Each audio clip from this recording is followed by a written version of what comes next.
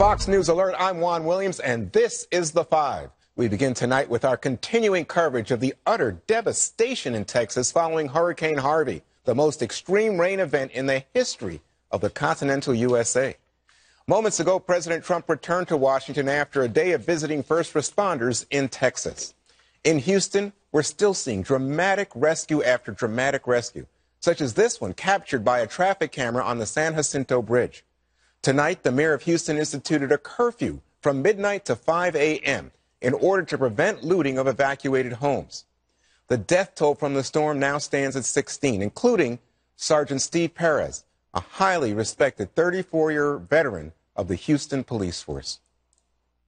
We couldn't find him, and once our dive team got there, it was too treacherous to go under and look for him. So we made a decision to leave officers there waiting until the morning, because as much as we wanted to recover him last night, we could not put more officers at risk for what we knew in our hearts was going to be a recovery mission.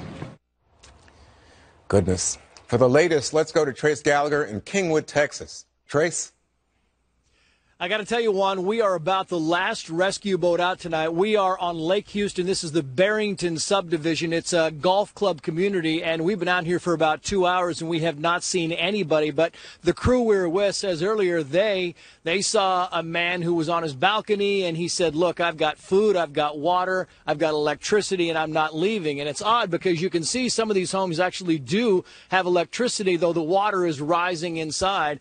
But if you are not going to leave now, I mean, we're about the last boat out here. It means that you are going to ride it out for the night. You're betting that the water's not going to get any higher, which it could be risky because it appears the water really is not going down at this point in time. They rescued some 400 people out of this area today in Lake Houston. This is the northeastern part of the city, and we saw people today that really held on as long as they possibly could, getting their valuables up to the upper stories before they left, and they came walking out or boated out with dogs and cats and suitcases and all kinds of stuff. Just to give you an idea of how fast this water came rushing in, we saw a couple of U-Hauls down about a block over there, and the funny thing is it appears they came here, tried to load up all their stuff, and then were trying to get out. But the problem is one guy told our crew that he came up, we just hit a stop sign or something. We just actually rolled over a stop sign.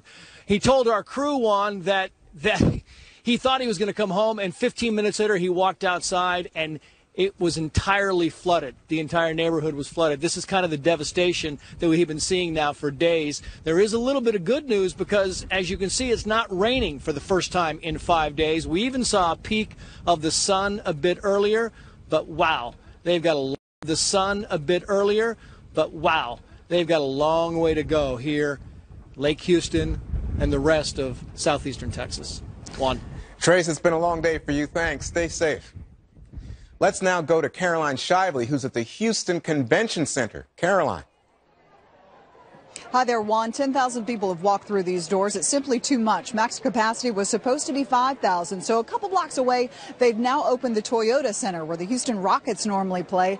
They're going to try and get some of the people who are here without cots, without enough room, and push them over there. The city will open a third mega shelter if they have to, but so far it's been holding steady around the 10,000 mark. We have seen people of all ages walk through here, including two little girls we met earlier today, one in a tutu, one in a Cinderella dress. We're also seeing the elderly come in, lying on the floor because they ran out of cots here, but they are getting clothes, they are getting hot meals, and this is where it all happens. This is where the volunteers gather the clothes, the shoes, the things they need, and it is all being made happen by local Houstonians, giving their time. Some of their houses are even flooded out, but they're here. This is Amber Townsend. Amber, tell us what you're up to and why are you here? I am here to kind of definitely give my time to the community.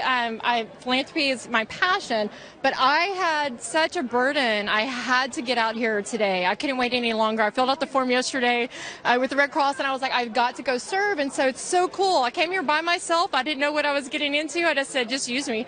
And so, yeah, how's it work? So somebody says, what? I need shoes. I have no clothes. So it's kind of cool. You are actually standing in the drop-off section. They actually drop the clothes off here. We literally were out in the rain. We're going and collecting them and bringing them in. We are physically sorting through the sizes, right? Small, medium, large, 34, 32, whatever. And then someone will come and they're like, oh my goodness, we need somebody that needs such and such. We need baby blankets. We need socks. A lot of people, someone just brought in, it's like ridiculous. These are brand new, I swear. Most of these are either dry clean or they have tags. I'm just so ecstatic because it's like beautiful things. It's not their, whatever they were thrown away. It's their best that they're giving to the community. Amber, thank you so much. you too are giving your best to the community here. An outpouring of volunteers and help here tonight, Juan. It's beautiful to see. Caroline, thank you so much. That's sort of a break in the clouds to see people helping each other like that. Thank you, Caroline.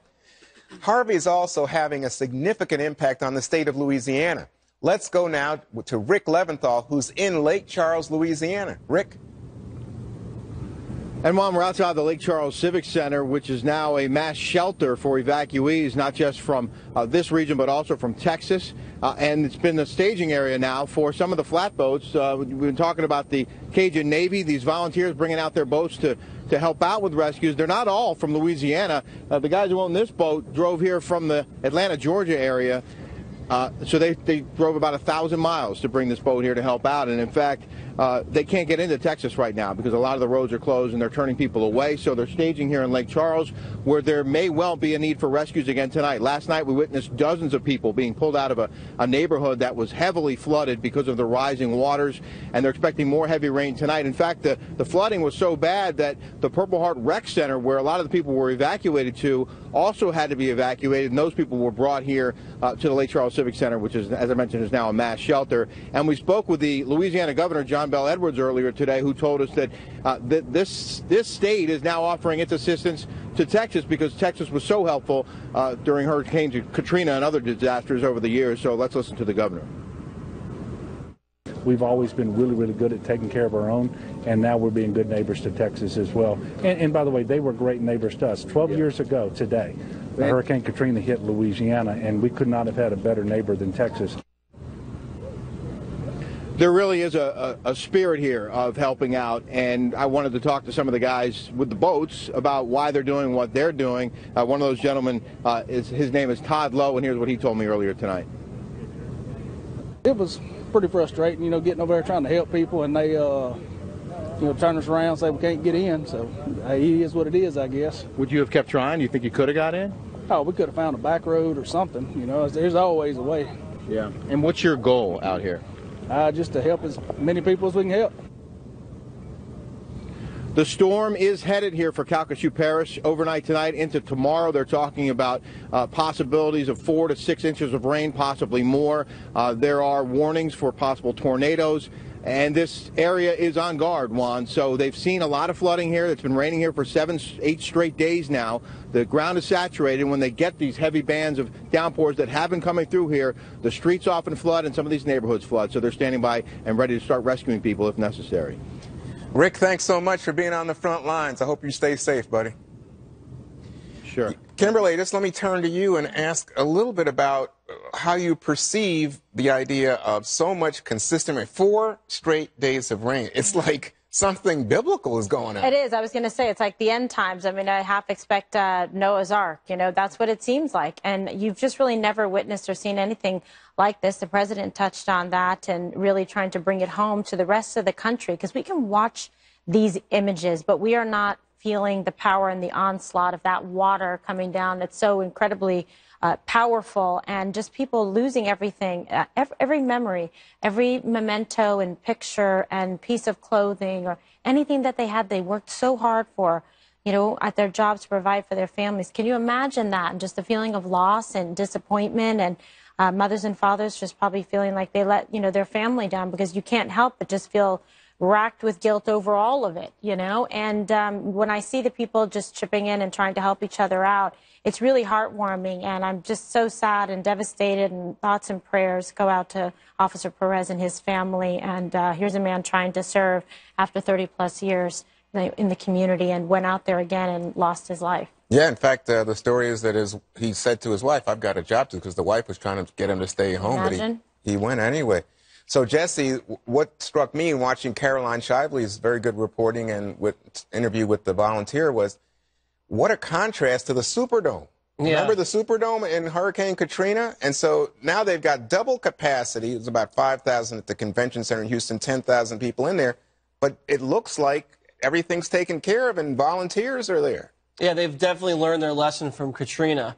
I love just listening to these reports where Louisiana governor said, Texas had our back, and now we're going to have their back. It's amazing to see, and you see these two kids playing in the tutus. It's just a beautiful thing. It's a lot of humanity out there. Texas is making America great again. I thought the president's trip today gave a real shot of adrenaline to the crowd. It wasn't necessarily a visit where it's, I feel your pain, I'm going to give you a shoulder to cry on. It was more cheerleading. Let's do this. Let's do this together. Rah, rah, recovery. Yeah, there's a little marketing and PR behind it, too. I understand that. He said we're going to set the gold standard for recoveries for future years. But at the same time, these natural disasters have a way of making presidents step up to the plate and move beyond politics. Remember what happened with Sandy, where President Obama came in, really wiped Romney off the map, put the bomber jacket on, got out of Marine One, toured the beaches with Chris Christie, and people look to the president in times like this. And you think about the last couple weeks, how divisive things have been and how angry the country's been.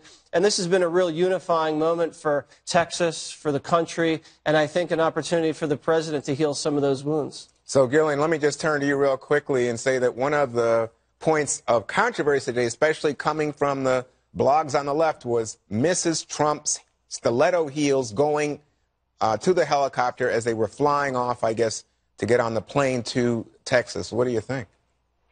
People love to criticize what women are wearing all the time. I think it's outrageous, and I think it has no place in the discussion about what's happening in Texas today.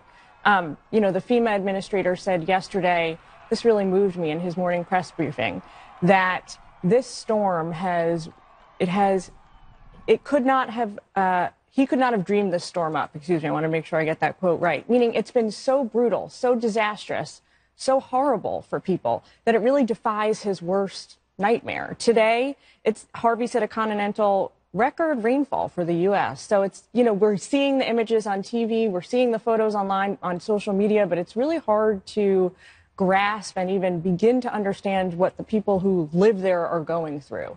You can sort of see it and visualize it, but you can't understand it unless you're there. And so it's just been a heartbreaking time for all of us. I think the one good thing to come out of all of this horror is these stories about American resilience that we see over and over and again. It kind of restores faith in humanity, at least for me. Stories like Sergeant Steve Perez, the Houston police officer who died, local civilians from Texas and neighboring states who are rushing in on boats, on canoes, on rafts, anything they can find, going door to door to help people and animals and save them. Those kinds of stories, I think, are just incredible for the country at this time. Greg, what do you see? Well, I see and I hear a lot of the same things, which is we're talking about all this coming together stuff, and it's a shame because it's ignored all year round. The idea of basic good citizenry is actually mocked in the media because the storyline in parts of middle America and Texas and where not is one of oppression, division, and bigotry. You think about all the nonsense causes that take up conflict airspace. I call it conflict airspace, where there are these ridiculous fights over bathrooms, over pronouns, microaggressions, identity politics, gender politics. These are the things that consume people in the media, people in academia, people in entertainment. Harvey comes and washes all of that away and reveals what really matters are not these bizarre manufactured squabbles, but things that actually happen to people every day in their lives. Even when they're in over their heads, literally, they aren't in over their heads. They don't need inspiration from me. They don't need inspiration from a leader. They don't need inspiration from religious leaders. They inspire themselves. This is the America that the news ignores because there is no conflict to build up. You can't gin up anything with this. And there's no Antifa helping out because they can't find anybody to punch. Right. That's a great point about division. Horses to stab. Yeah, they like to do that, too. Yeah, I really like that. When we come back, a report on President Trump's trip to Texas today. Stay tuned. You did not expect this was going to happen? No, I didn't. What's most upsetting to you right now? The fact that I waited so long and my kids, I mean, I could have put them in danger. I mean, thanks to them that showed up now, because I didn't know who to call, and I don't know if it was going to be too late, and it was just an angel. I mean... As promised, President Trump visited Texas today to see the aftermath of Harvey firsthand and to try to lift the spirits of those impacted by the storm.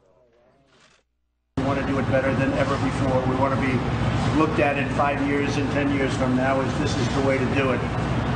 This was of epic proportion. Nobody's ever seen anything like this.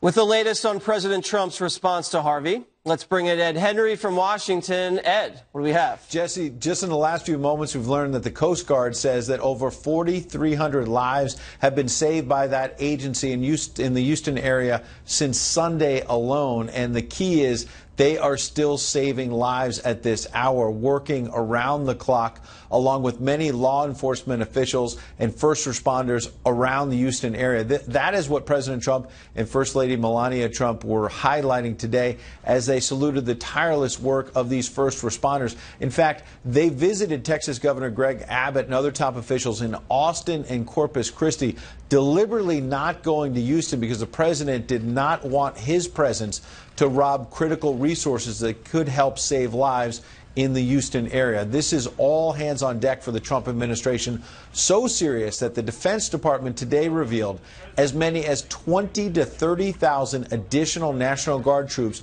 could soon deploy to areas hit hardest by Hurricane Harvey. Even some of the president's one-time political foes, like Senator Ted Cruz, said today he was impressed that the commander-in-chief made this clear and unequivocal commitment to the people of Texas. We love you. You are special. We're here to take care. It's going well. And I want to thank you for coming out. We're going to get you back and operating immediately. Now, FEMA Director Brock Long was direct in saying the convention center in Houston, quote, is not the Superdome, noting there is food and security for displaced residents, a sharp contrast from the chaos at the Superdome in New Orleans, a remarkable statement, to be sure, to be made on the 12th anniversary of the start of Hurricane Katrina. Worth noting as well that as First Lady Melania Trump accompanied the president, there were actually liberals in the mainstream media who were so obsessed with reporting that she started the day in high heels. We can report she later changed into sneakers. Remarkable, they focused on trivial matters amid all the death and devastation. The First Lady tonight putting out a statement declaring the effects of this storm will be felt for many years to come. Jesse? Ed, thank you very much.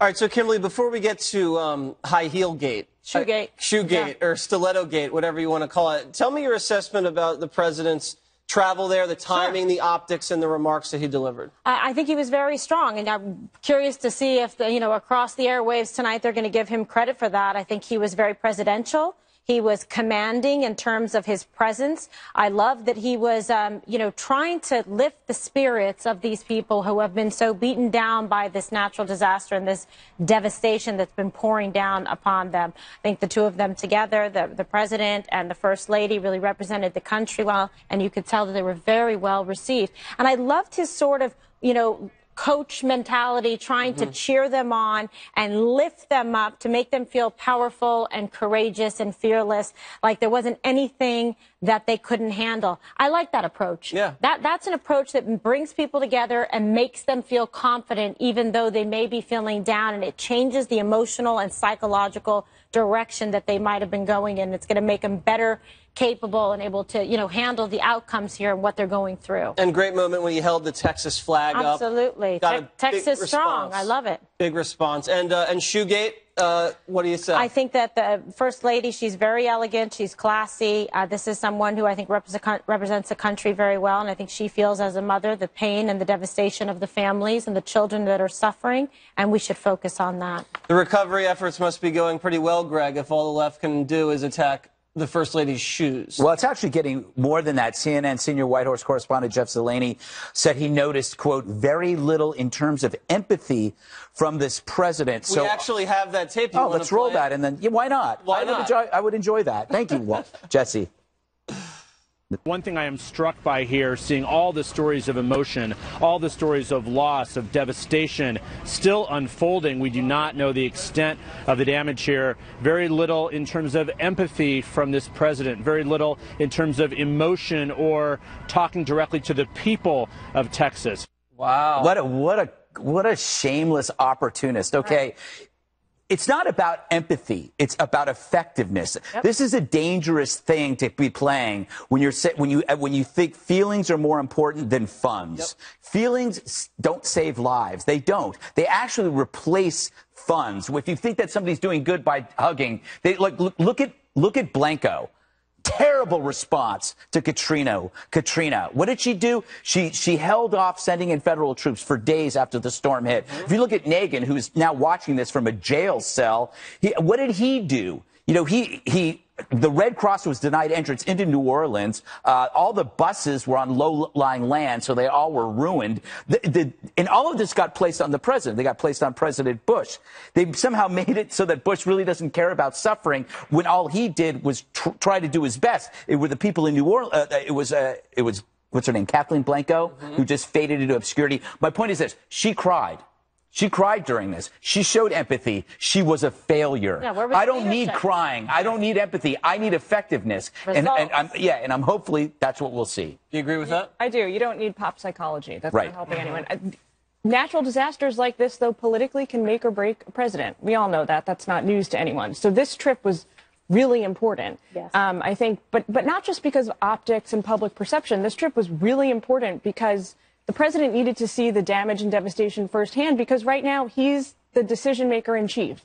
Over the next days and weeks, he's going to make a series of decisions that are going to determine how the nation responds to this, and then in turn, how Texas recovers from this over the coming months and years. So he needs the information he can only get from being there on the ground. So all around, it was a good decision politically for him to go there today, and it was a good decision for him practically also.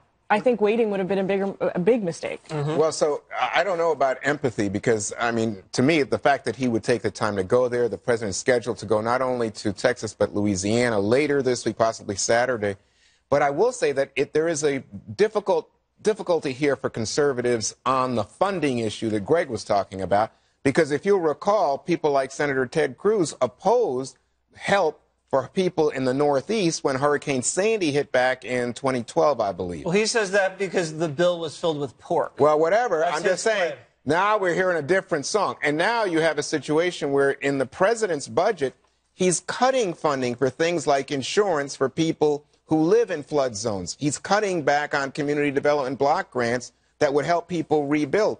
So maybe the power of seeing this, the real measure of empathy, and again, I'm just copying off what Greg said, but the real measure of empathy is his ability to say, I'm going to help you and give help in terms of funding or other federal aid that's critical for people trying to do what Brock Long, the FEMA director, says is going to be a long, slow recovery. You know what a really boring segment would be, but in fact, one that people have to know about is flood insurance.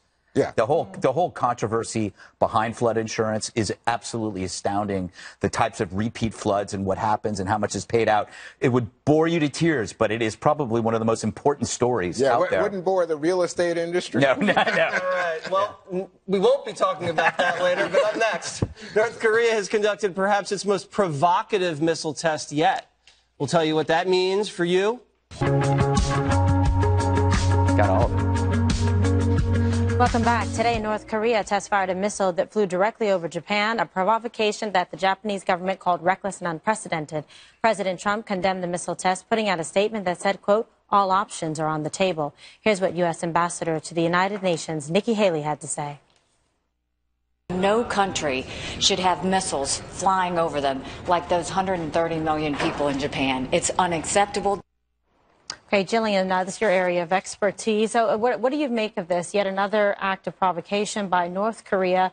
The president obviously has made some strong statements in this regard and now following up saying all options are on the table. Yeah, I think it's pretty fair to say that this particular missile launch was a direct response from North Korea to the joint U.S.-South Korean military exercises that just wrapped. But But what was different about it is that this one was launched from a populated area not far from Pyongyang itself. Normally, they launch these missiles from remote areas at military bases that are, far, far from any places where human beings actually live. This was only like 20 minutes from the airport. So what this does is send a very clear signal to the United States, hey, if you guys are still thinking about launching some kind of offensive, preemptive strike on our missile facilities, you might have to think again, because now you're going to have to calculate in potentially hundreds of thousands of casualties that would come along with that. So that was new about yesterday. We hadn't really seen that. No, you're right. Before. It's scary. Greg, so what do you think? What are the next steps here? I think North Korea was upset that they're no longer in the spotlight. They were like the big thing 3 weeks ago. They're like an ex that shows up at your engagement party looking really awesome, saying, hey, this is what you're missing. I try to understand North Korea, because would you surrender your weapons systems if you knew that everybody hated you? They believe it's the key to their survival. So we have to figure out a way to give them some assurances on security and make China pay for any future violations. We've got to make China and Russia understand that if you were a friend to an adversary, you were also an adversary. That there's going to be compromises and rewards going on in this, and it's not going to be, they can't have the missiles. They could maybe they could develop a nuclear program, but you can't have this. There's got to be a way to do it, because it's the same kind of argument you have with the Second Amendment. You're going to have to pry that gun out of my cold, dead hands. That's what North Korea is saying. Simply stated, yes. All right, so Jesse, what do you think? What's next for this situation, and what should the president be doing? I don't know. The ball's in the president's court right now. They're testing the president. I think what happened was, a couple weeks ago, the president said, fire and fury. If you threaten us, if you threaten Guam and our territories, or if you threaten any of our allies. Well, they first fired a bunch of short-range missiles just to kind of see what we were going to do. Those fell into the water. We didn't do much. Then they fire a missile right over Japan, right over the ally, which we had made pretty clear we weren't going to tolerate. Now, Japan didn't shoot down the missile because the missile wasn't a direct threat. They could have, but they didn't. So North Korea did just enough to provoke us, but not so much that we would have had to respond militarily. They're like the kids in the backseat of the car on a car trip, where the parents say, if I hear one more word, we're pulling the car over and we're going to let you out on the highway. So at first they make a little noise, and then they kick the seat. Right. And they're just trying to see what they can get away with. And they pull your hair. Yeah, right. That's what they're doing right now. North Korea is seeing how far they can push the United States. So we'll see what the president does. Kick it to the UN Security Council. More sanctions, more war games, more threats. We'll see. You're honing into my metaphor territory, Jesse, and I don't like it. Yes. Would you like it if I start doing this? This is Gutfeld's world. I'm going to start doing this is Gutfeld's world. Well, that looked a little. I'd advise not for that, Jesse. Okay. You almost hit Dillian. I'm sorry. I don't. It would not be the first time. I think in the NFL, you can't even have an end zone dance where you make that. That's not allowed. Not allowed. Yes. All right. So, Juan, what do you think? So what is the president handling this right? What else would you like to see? I don't know what he can. I mean, so last week everybody saying, oh, because he said fire and fury. We saw the North Koreans back off. They needed to hear some tough rhetoric. Well, obviously, that didn't do the case. But I do agree with what Jesse was saying. I think that this is an act that they say, you know what, it's just enough to get attention, but not enough to provoke a response from the United States or anybody else. So everybody's like, hey, what are you doing? Now, I tell you who did get a response from. South Korea. The South Korean president, who is pretty, I guess, I don't know how to describe him in those terms, but he is not a militarist. He has been advising President Trump to negotiate with the North Koreans. Let's sit down and talk. Well, guess what he did after this? He sent fighter jets to drop bombs right near the border. You say, whoa. So now South Korea is clearly taking a different response than what you're seeing from even Japan or the United States. And China also indicating they're rattled by this. Okay, thank you, Juan. That's good. Good. It's about time. Fire it up. All right, directly ahead, you won't believe what Black Lives Matter is saying now. Greg, you know him. He has the details next.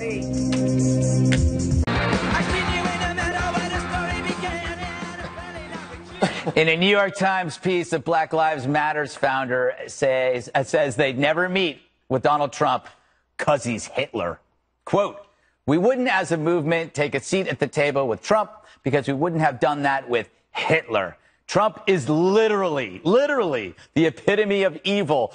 All the evils of this country, be it racism, capitalism, yes, capitalism, sexism, homophobia, blah, blah, blah. It goes on, but does it matter? What you're seeing is a mass delusion where every action proves a monster. It's the same mania behind the witch trials or when Ronald Reagan was testing his microphone and decided to make a joke. My fellow Americans, I'm pleased to tell you today that I've signed legislation that will outlaw Russia forever. We begin bombing in 5 minutes. Now, the media freaked out over this like it was real, which is what happens with Donald Trump every single day. And that's key. If you lose your mind over every single word, you will lose it forever and then think he's as evil as heavy metal was in the 1980s. From some of the fan magazines of particularly heavy metal, that little sadomasochistic outfits are advertised with the fingerless gloves and spikes and studs on them, and that these little S&M outfits are marketed to teens and preteens. Is that correct? Well, they are marketed. Who buys them, I'm not sure. Al can sure pick a cause, and he's the expert in climate change. But this is my point. Donald Trump is now death metal to the left. He's now a scare, officially a scare. Triggered by Trump's election, the aftershock creates uncertainty, which leads to this frenzy. So to the left, Trump isn't just racist or insane, but now he's both. And yet the Democrats lost to him. How nuts does that sound? But this belief that he is crazy and evil, that removes one step, dialogue, that used to prevent violence. Because to make violence okay, you must demonize the target, which was done to cops recently. After years of demonizing, they became targets. Shots by fiends in Dallas and Brooklyn, Louisiana, San Antonio, who took pigs in a blanket to heart. You think some people would learn, but delusions die hard when you only talk to the deluded. You know, I have a feeling, Jesse, when you call somebody Hitler and say they're responsible for genocide, you really don't want to have a conversation with them. No, Trump is literally killing people. Yes, yeah, literally. yes. I just don't like it when people use the word literally like that. I also want to just run the entire Al Gore heavy metal hearing. Can we just run that? Forget flood insurance. Let's do Al Gore and heavy metal. Right? Also, notice what Black Lives Matter also said was evil. Capitalism. Yes. And that is the common denominator with all of these outfits, whether it's Antifa, Black Lives Matter, Occupy Wall Street. Capitalism is always evil. Now, forgive me if I'm wrong. Floyd Mayweather, black guy, just made $300 million on a pay-per-view fight. I watched it. Because of capitalism. Okay? Is that wrong? Is that wrong? I would think Black Lives Matter would support that. No, they pick Colin Kaepernick, another black millionaire athlete, because he's not getting signed. I mean, talk about mixed priorities. Then you know, the problem I also have with this is Black Lives Matter could have been a decent movement, you know, if they just focused on the justice and the equality. But when you compare the president to Hitler and then you chant about killing cops, it ruins.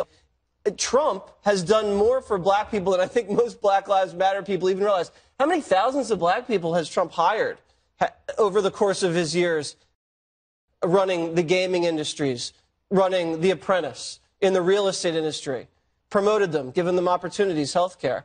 I don't think Hitler would do that. What do you think, Juan? Do you think Hitler would do that? Did Hitler give him all health care? Holy smokes, what a question, Gregory. Hitler never opened a casino. That's Juan. right, he never did. Yeah. And according to what people say about how Trump treated his workers at the casinos, Hitler never told them to have the black folks off the floor when the big rollers were coming in. But, you know, what strikes me here Get proof of that, otherwise... No, that's in books now. But what I'm saying is that I am struck by the idea. I think Black Lives Matter is a very important movement in this country. And so when you say the equivalent of Hitler, I think it invites everybody's derision and you just sort of ignore it. But when she went through the list and said, hey, you know, racism, and after Charlottesville and the white supremacists, goes through things like homophobia, and you think about what's going on with the Trump edict on transgender people. He was for gay marriage before Obama was. Well, I'm just telling you, he sings a different song these days. When you think about, he has Jewish grandchildren. Is he a bigot? He dotes on them. I guess he's a bigot. I guess, you know, people like his Treasury Secretary and others who are Jewish in his own administration who are speaking to him now in harsh tones. Rex Tillerson, who says to him, "You speak for yourself on this." I think they're saying this is not. So you're saying he is Hitler? I didn't say it was Hitler. Well, you're validating everything she said. No, but those aren't actual real facts. Those are feelings. What, Charlottesville's not a fact? No. Your interpretation of what he did is a feeling. It's not a fact. It's a feeling. How's it's a feeling. It is a feeling about what he did to transgender in the military. Because you were actually ascribing your emotion into it. Kimberly, thoughts? All right, so let's be like rational here. Obviously, this is ridiculous. They lose credibility when they make these kinds of statements and when they condone violence in general. I agree with you, Jesse, that they could be a very powerful, important movement if they, behaved in the right way and didn't condone the violence that was happening at Ferguson and other places, and then making bombastic statements like this that have no reason whatsoever with truth and what's going on and what the president is trying to do. It doesn't help them at all. I mean, it just doesn't. It alienates everybody from them. So there's no credibility to this. Kimberly, I just think it's such a major moment in our country with regard to racial tensions.